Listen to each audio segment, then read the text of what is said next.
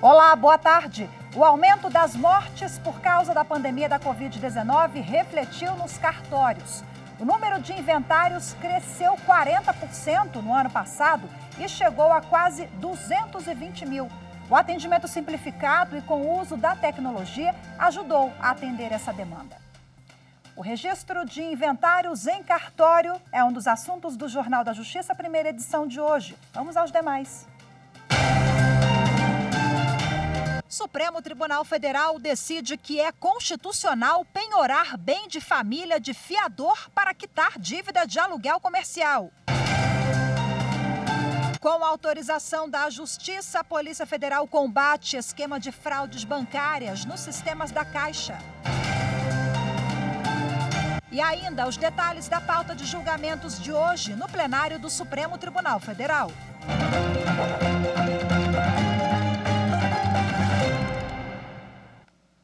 O Supremo Tribunal Federal decidiu que é constitucional penhorar bem de família de fiador para quitar dívida de aluguel comercial.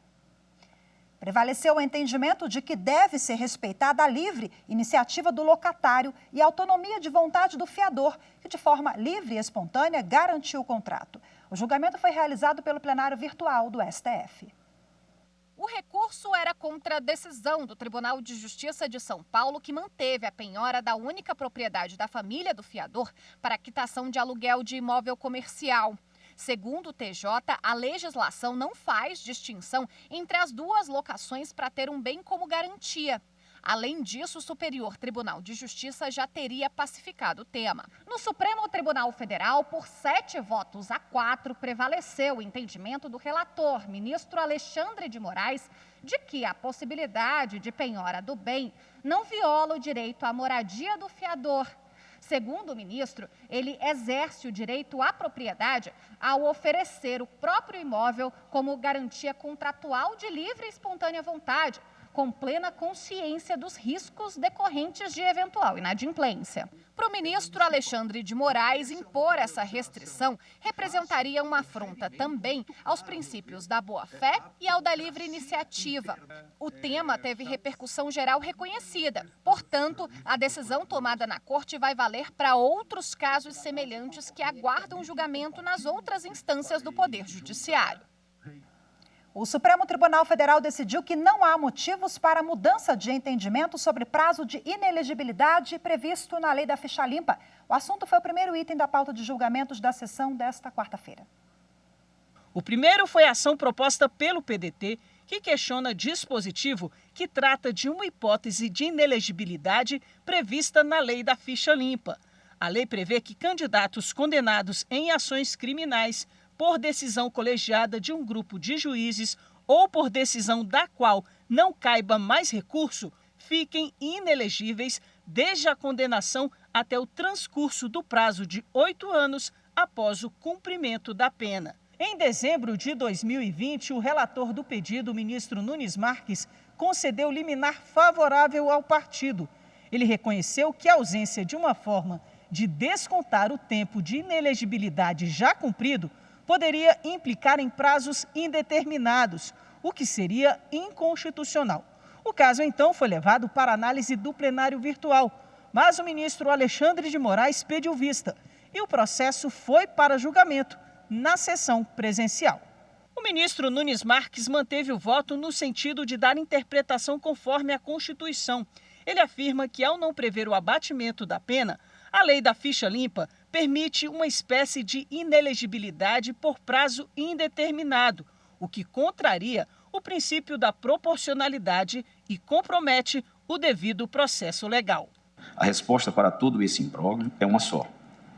Tem de se admitir a detração da inelegibilidade cumprida após a condenação por órgão colegiado. Se o condenado por órgão colegiado está inelegível, ele já está, de fato, cumprindo a sanção e, como tal, tem direito de ter esse tempo contado no prazo de inelegibilidade.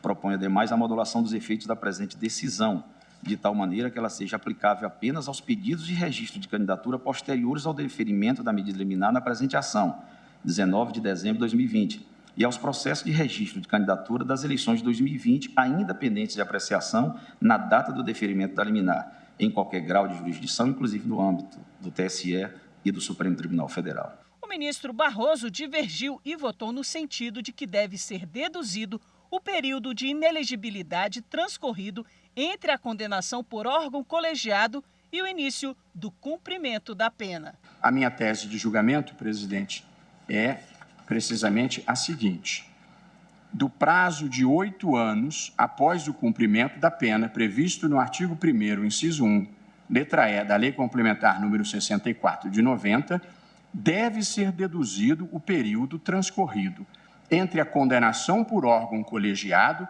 e o efetivo início do cumprimento da pena.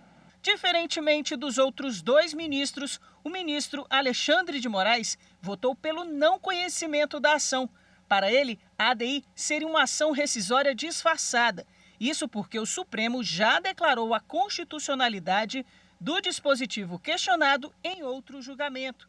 Entendo incabível a repetição desse julgamento, da proposta, dos 2 pontos propostos da apresentação direta, porque entendo que se assemelha-se integralmente a uma ação rescisória, simplesmente se está pedindo para o Supremo rever o que debateu e por 6-5 decidiu de forma específica, volto a dizer, constando inclusive no item 13 da ementa de Vossa Excelência. Acompanharam o entendimento de Moraes as ministras Carmen Lúcia e Rosa Weber, os ministros Edson Fachin, Ricardo Lewandowski e Luiz Fux. Com isso, o plenário, por maioria, não conheceu da ação, nos termos divergentes do voto do ministro Alexandre de Moraes. Vencidos os ministros Nunes Marques, Luiz Roberto Barroso, André Mendonça e Gilmar Mendes. Na prática, o Supremo manteve o prazo previsto de inegibilidade da lei da ficha limpa. Daqui a pouco tem mais sessão plenária no Supremo Tribunal Federal. As informações da pauta com o consultor jurídico da TV Justiça, Daniel Villanova. A sessão plenária do Supremo Tribunal Federal desta quinta-feira será realizada no formato presencial. Envolve 8 processos que estão organizados em 6 temas, sendo 3 deles de matéria penal e os outros 3 de matéria não penal. O nosso destaque para a sessão de hoje fica concentrado nos 2 primeiros casos previstos para a pauta.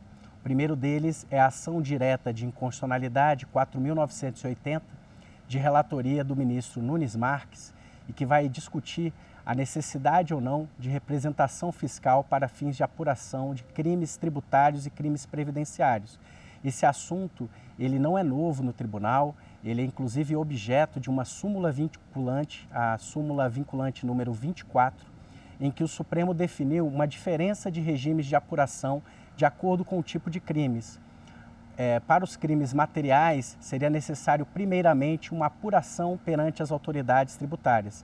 Já para os crimes formais, o Ministério Público poderia realizar investigações criminais antes mesmo do encerramento das apurações de ordem tributária. O segundo assunto de destaque da pauta, ele reúne 2 processos, 2 ações diretas de inconstitucionalidade, 6921 e 6931, ambas de relatoria do ministro Luiz Roberto Barroso, e o tema é o carregamento de canais de programação e distribuição obrigatória em TV por assinatura. A discussão nesse segundo caso envolve a legitimidade de medida provisória que incluiu dispositivos que trouxeram obrigações adicionais para os canais de assinatura e saber se essa modificação tem ou não pertinência temática com o assunto inicialmente originário dessas medidas provisórias. Esses são os 2 assuntos principais da sessão plenária de hoje. O Supremo Tribunal Federal, em parceria com a Universidade de Münster, na Alemanha, promove amanhã, sexta-feira, o webinar Cortes Constitucionais e Proteção Contra-Majoritária. O evento vai ser transmitido pela plataforma Zoom e pelo canal do STF no YouTube a partir das 11 horas da manhã. As inscrições são de graça e podem ser feitas nesse link aqui que aparece na sua tela. E você vai ver a seguir, aumenta o número de inventários no país e o uso da tecnologia foi um dos fatores. Os detalhes você confere em instantes.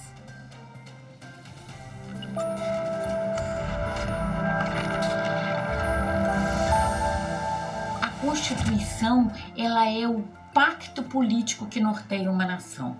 Nela estão contidos os fatores reais de poder, que são as forças políticas que estão naquele arranjo. Essa é uma formulação de um autor chamado Ferdinando de La Salle, e isso demonstra pra gente a necessidade de que a gente defenda e garanta aquilo que está escrito na Constituição, não só como lei maior, mas como resultado do nosso arranjo político institucional.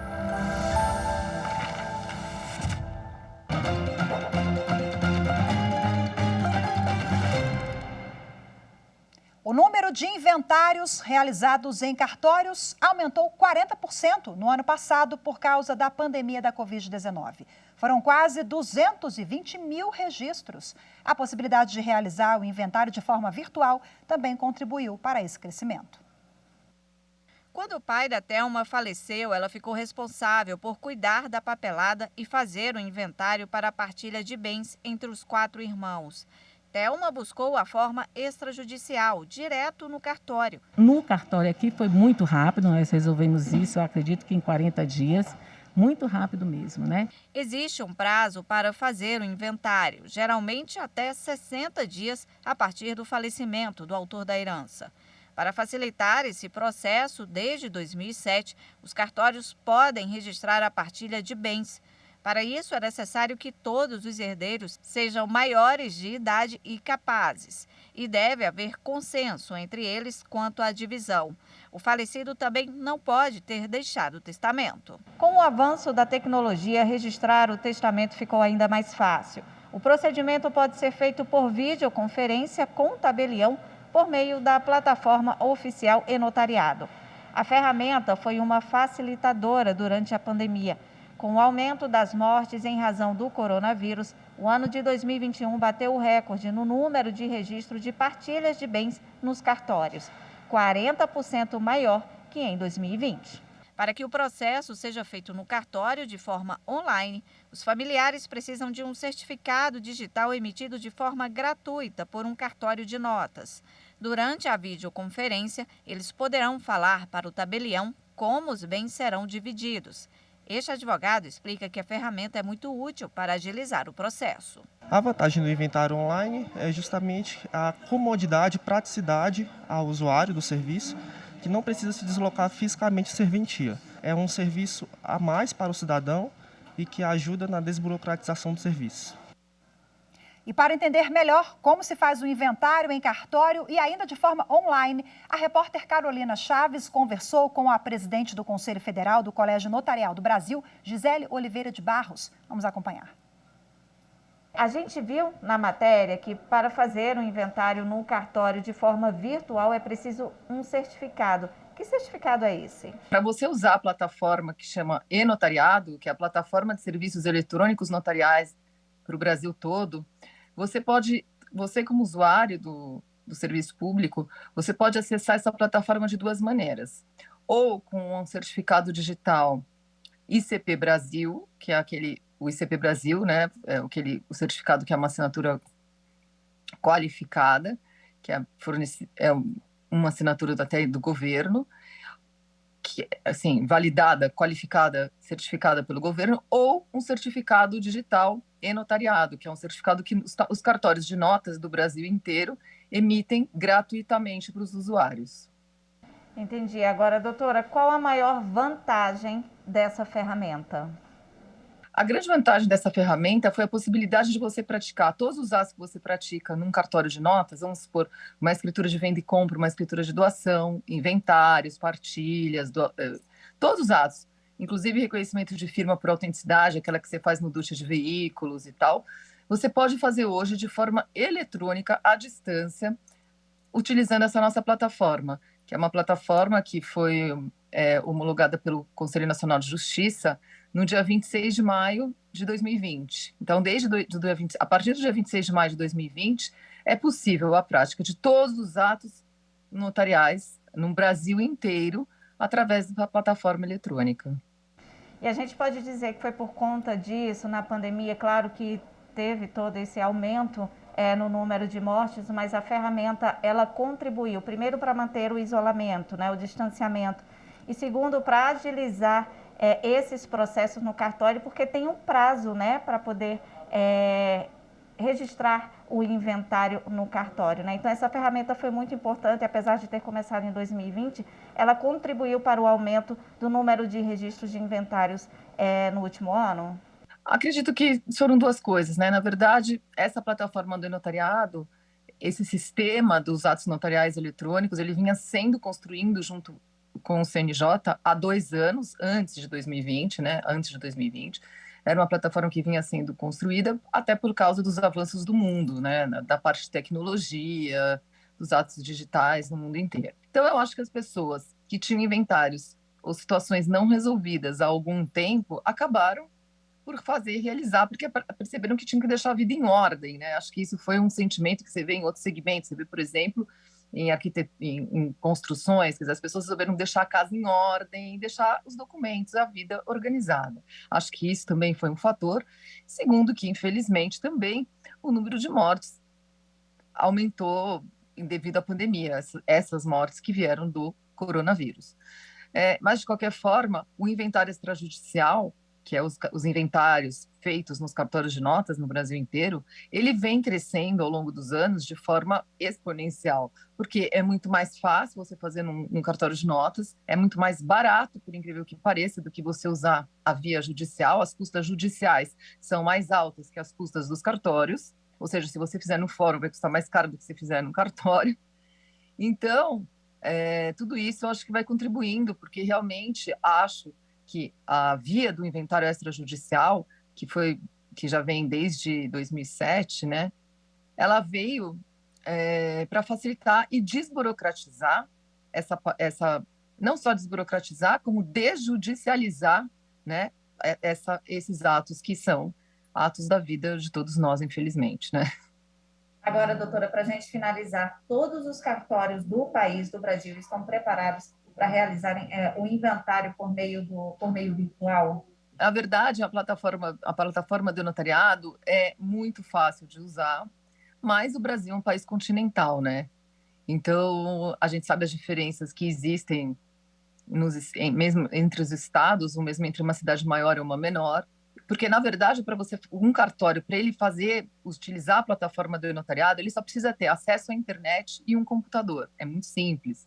Então, o trabalho que a gente tem feito hoje no Colégio Notarial do Brasil, Conselho Federal, do qual eu sou presidente, né, que é o órgão que congrega todos os cartórios de notas do Brasil inteiro, e somos quase 9 mil cartórios.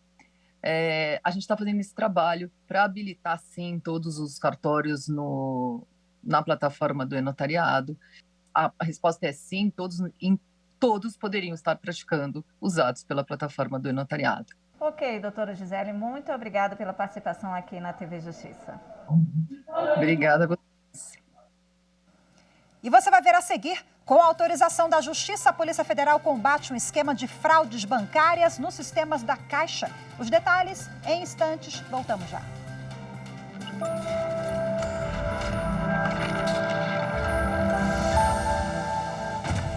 O centro da Constituição Federal é o direito à vida como inviolável e tudo aquilo que torna digna a existência. A segurança, as normas do trabalho, a economia justa, a proteção das nossas crianças e adolescentes, o amparo às nossas famílias, a saúde e muito mais. Por isso, quanto mais a Constituição for conhecida e cumprida, mais perto nós estaremos da nação próspera em que todos nós sonhamos viver.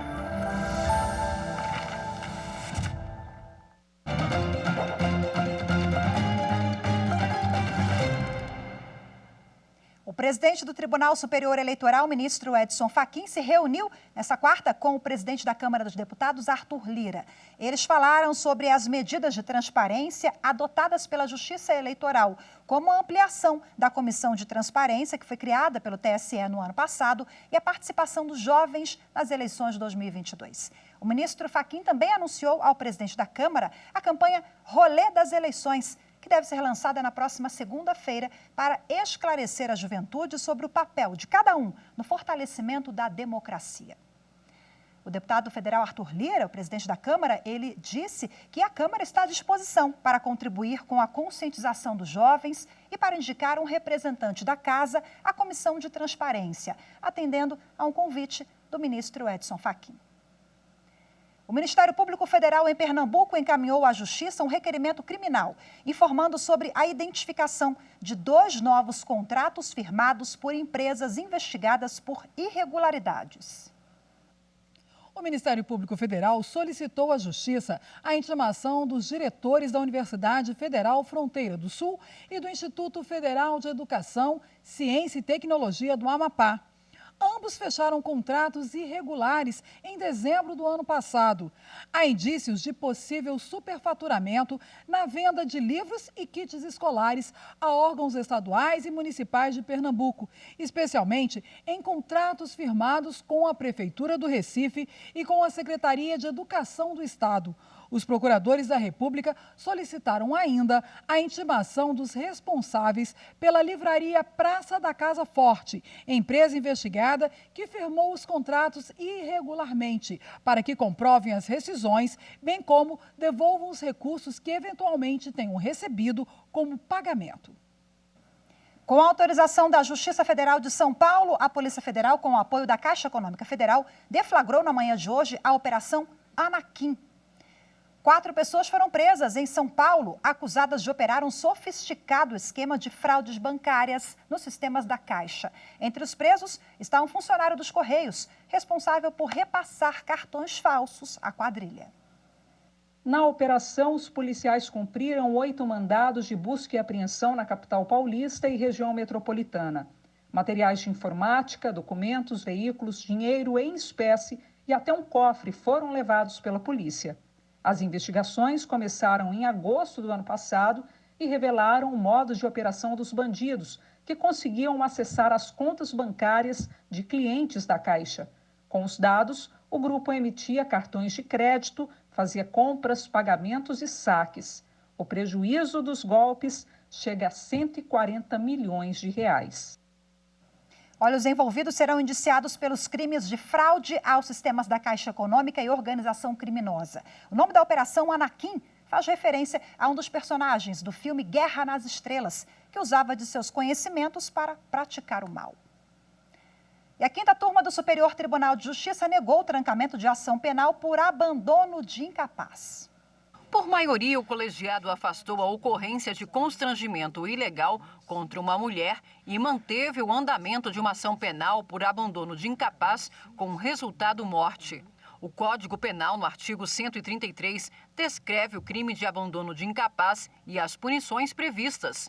Abandonar pessoa que está sob seu cuidado, guarda, vigilância ou autoridade e, por qualquer motivo, incapaz de defender-se dos riscos resultantes do abandono. A pena é de detenção de 6 meses a 3 anos. Se do abandono resultar lesão corporal de natureza grave, a pena é de reclusão de 1 a 5 anos. Se resultar em morte, a reclusão é de 4 a 12 anos. A mulher impetrou um habeas corpus com pedido de absolvição sumária no Tribunal de Justiça de Pernambuco, mas ele foi negado. O recurso ao STJ sustentou, entre outras coisas, que a criança de 5 anos fugiu de seus cuidados, o que comprometeria a tipificação do delito, pois não estaria caracterizado o dolo essencial para este crime. Alegou ainda que a condenação pelo resultado danoso corresponderia à responsabilização penal objetiva, razão pela qual pediu subsidiariamente o afastamento da tipificação qualificada com o resultado morte, pois se trataria de um evento objetivamente imprevisível.